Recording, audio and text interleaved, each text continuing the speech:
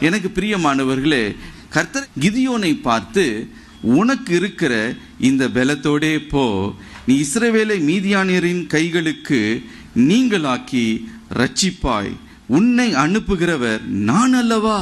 கர்த்தரை முகமுகமாய் கண்டுவிட்டதினாலே நான் மரித்து போய் விடுவேனோ என்று சொல்லி தனக்குள்ளே அவன் கலங்கினான். கர்த்தரை பார்த்து, சமாதானத்தின் தேவனே யெகோவா ஷாலோம் என்று சொல்லி அவரை அழைத்தானாம். ஹல்லேலூயா! கர்த்தர் எனக்கு சமாதானமாய் இருக்கிறார், நான் பயப்படுகிற காரியம் எனக்கு நேரிட போவதில்லை. எனக்கு பிரியமானவர்களே, நம்முடைய தேவன் யெகோவா ஷாலோம்.